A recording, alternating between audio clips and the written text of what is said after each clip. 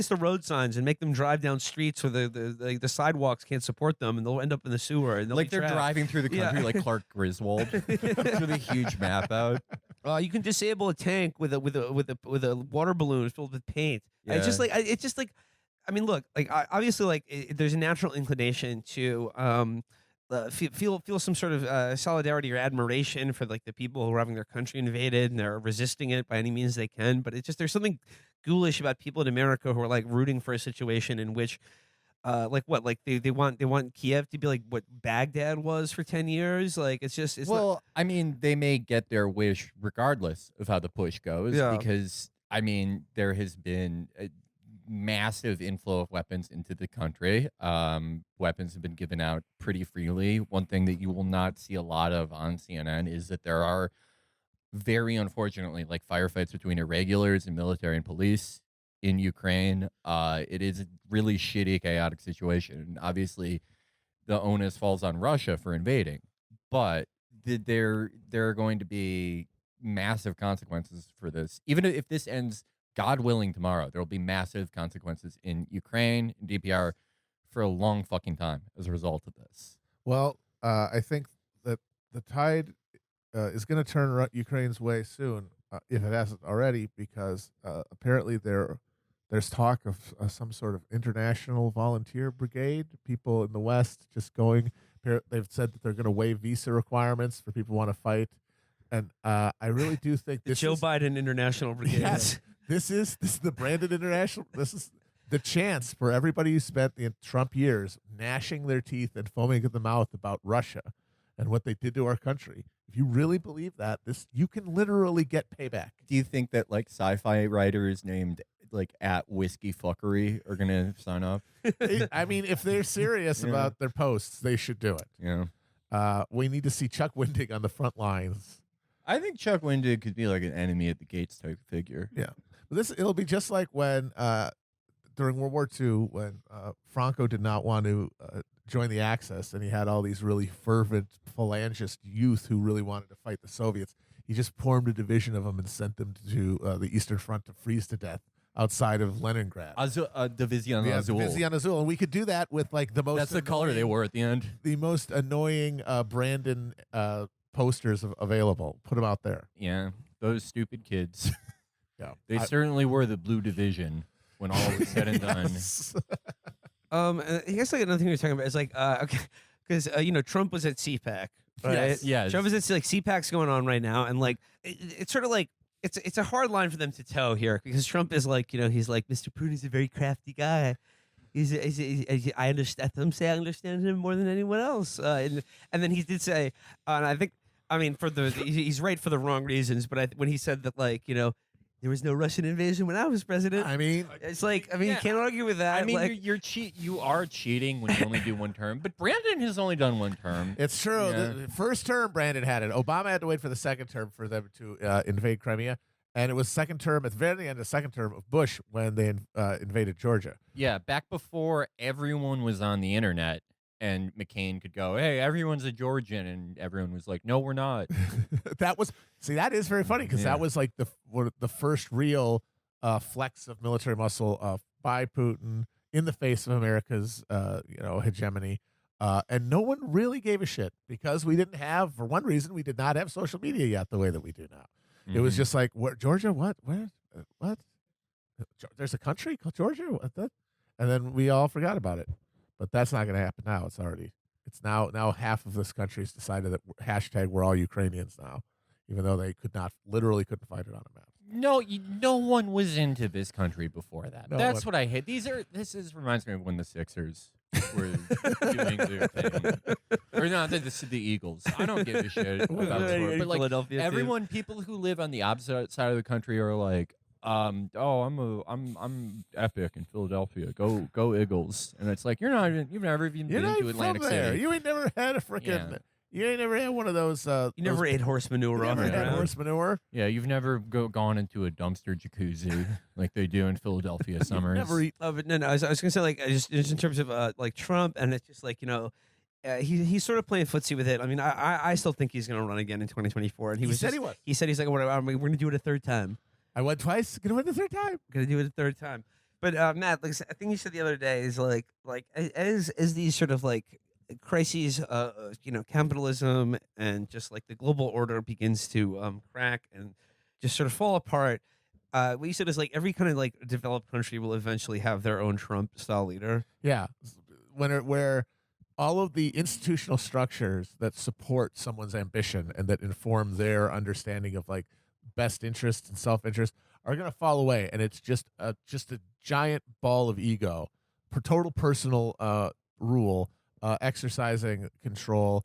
And I think like Putin kind of has turned into that. Like by being in charge for so long, he's detached really from reality, and now he's making moves, and I think everyone's going to do it so far, and it'll be interesting to see what happens with President Xi if he is like continues to resist that personification of power and like keeps building up like the party as like a meaningful structure of rule, or whether or not if that's not viable in the long term. Who knows?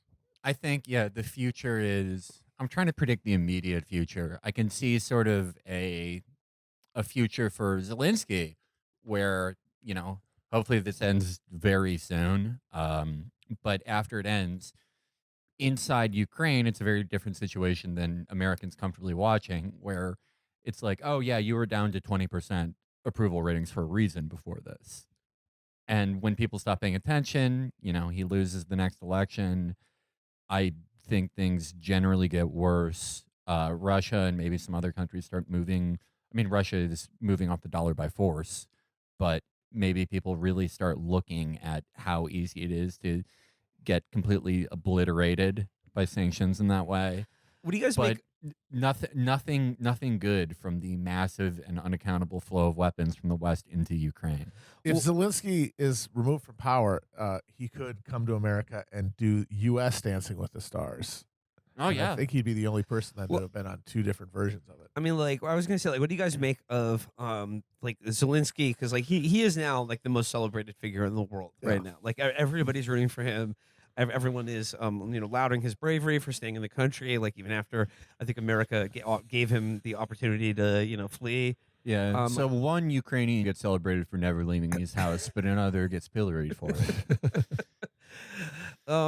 But yeah, I mean, he certainly has a career in this country if he ever has to leave the country or gets deposed or whatever. But yeah, he's the hero of the world right now. Absolutely. We're just like and I think it's just because like at least it's just, in terms of America, like the way like Americans think about this and the way like he's being portrayed in the media, it just seems to be like whatever you make of his heroism, like put that aside. Like in terms of like that's for Ukrainian concerns, but for America, it does seem to be this way where it's just like. We need a heroic figure to We need a provide hero. like to provide an example of like what we like the values that we hold up as like what makes like a great leader, someone rising to the occasion, because we don't have that. we've just been chasing that in this country. We're holding out for a hero. We need a streetwise Hercules, and Zelensky right now is just like it's what everyone wishes the president were like. Right. Like no matter whether it's true or not. Or whatever, like all the, this is not like about reality. This is about like what we project, like our fantasy of sort of like a heroic leader, like fighting with his soldiers or whatever. Because the characters that we've had running this country are just like, does anyone think that they would like not I could like see, not save their own ass? Okay, I could see Brandon like Mr. Magooing his way through an active war zone. Yes, just sort of like he walks up and like a steel girder falls and he walks up it and it teeter totters the other direction and falls into a pit. Yeah, I mean Trump, like no way. No. Obama, nope. George W. Bush, maybe, probably not. No. Bill Clinton, nope. HW might get the chopper. Yes, but just because it's an opportunity to kill somebody. Right. Well, that's the thing is that he would be doing like, hey, where do I like unleash the biological weapons? Like, can I be in charge of turning the spigot on? Yeah. Going all the way back to Reagan. Reagan, first 4 years, absolutely not. He's an actor. Reagan, after about 85, he does not know where he is and he thinks he's in a movie. So yes. And Carter, I could see him doing it, maybe. Yeah, that does seem like the kind of move, like the chump move of like getting your ass shot for no good reason that he would do. But I'm saying this like, have you guys seen that thing? I was like, I forget like who was the author of this, but it was like contrasting Zelensky and Bernie, and it was like, which type of Jew are you? Oh, Yeah. it was The heroic kind, or the evil miser. You guys wearing mittens and looking Yeah. sullen. the guy who's mad that his in-app Starbucks coupons did not work today. All right, enough about Ukraine. We were wrong. You were right. So please celebrate that fact. I hope it makes you feel good. But okay, let's switch gears for a second. Let's talk about what we've been up to on tour. Let's talk about what we were up to today. Yes. Because okay, we're in Atlanta right now, doing a hotel room episode. We're in Atlanta, but we just spent the whole day at the Atlanta Zoo. So we've got some animal facts and animal reporting for you. That's maybe just like sort of cleanse your palate from the grim state of affairs in the Yeah. world today. But first of all, I want to shout out friend of the show Emma at Hyenas and Gin on Twitter. She works at the Atlanta Zoo. She came to the show last night and just sort of escorted us around the zoo today, including arranging an elephant encounter for us. So all of us this afternoon, we got to meet Kelly the elephant. Boys, Folks, Kelly, she's being recognized more and more. She's an amazing creature. We love her. The trunk game out of this world. Kelly, incredibly charismatic, just an amazing elephant. What can you say? well, yeah, no, it's like we were inside the elephant building, and Kelly, they have their big indoor paddock, and Kelly was we were separated by like a I don't know, about like 5 yards, like she was behind bars. We couldn't have a truly VIP elephant experience where we could ride her, touch her, things like that. But for obvious insurance reasons, that was not allowed. Emma mentioned that you have to go to Thailand for that. Okay. I'm pretty sure they let you do that in the UAE. Well, we got to feed Kelly though, and it's just like my immediate impressions about being that close to an animal as majestic as like a full grown female African elephant. The first thing I would notice about them, their eyelashes are so big and Oh my beautiful. goodness. They have these huge eyelashes, and like they're very bushy, like huge, long, like sort of spindly, fibrous eyebrows. But her eyes were very human like. Yeah, no, we've talked about it before, but the elephants are weird because when you look at them and you get a full appreciation of their size, it's like an alien creature. Yeah. It's hard for your brain to conceive of a mammal that big, but in their aura and their attitudes and how they act and their eyelashes, incredibly human. Yeah. We got to just sort of hand her lettuce, and like the elephant's trunks are so cool. They have such one of the animal facts that one of the keepers told us is an elephant has more muscles in their trunk than the entire human body does. Yep. And they can pick up she said that they've picked up Skittles off the floor. Yeah. They can pick up a dime Yeah. off the floor with one of those trunks. It's not just for some big sack of apples Yeah. or lettuce or whatever. She at one point like blew water out of it. Oh which- yeah, That's a crowd pleaser. yeah. That and, was great. and like with suction just held a ball. That was incredible. That was she cool. palmed a basketball with her trunk. Yeah. Like the cool thing you notice about the zoo when you go there when it isn't especially crowded and it's optimal conditions is that a lot of animals, if they're being kept in good conditions, as these animals were, they had a lot of space and enrichment, that they kind of enjoy performing for people in the right circumstances. She was up for it. I mean, who knows? But Yeah. we're all just deciding that she had a good time. well, I think I mean they, as Emma told us, they are freely able to quit in the middle of that, and Kelly did not. Yeah. But I'm thinking also the orangutans. the Oh, orangutans are Yeah. amazing. They were wonderful. My favorite of the Yeah. large of the apes. Yeah. And they really they brought it. I gotta say it was very unusual. I think part of it Emma said is that it's the temperature. Most people, including myself, have ever been to the zoo. You go during the summer and it's really hot. Most of the animals are like, fuck this, and they're not moving around.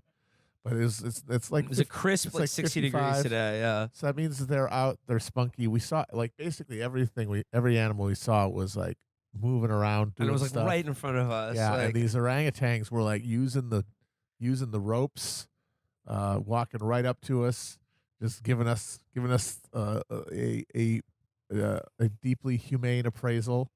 and probably secretly making fun of us. I have to assume. Yeah, probably. Well, it's like when you make eye contact with like a great ape like that, you can't help but like sort of feel the intelligence working in their minds, and it's a real question of like who's watching who, like Yeah. Who's really in yeah the zoo? yeah who's yeah exactly. Orangutans are incredibly intelligent. I will say that they have an aptitude for taking human objects and using them the right way. They display a very human-like curiosity around other animals and even other apes. They are when there's a lar given in any type of conservancy, they'll let orangutans hang out with them because they're both brachiating apes, and the orangutans aren't especially like prickish or territorial, and they'll get fascinated by the lar gibbons and go, "What's going on with this guy?" We saw the lemurs, who were incredible as always. Lemurs are great. They had like several different lemur species in one enclosure, and they were all getting along very well.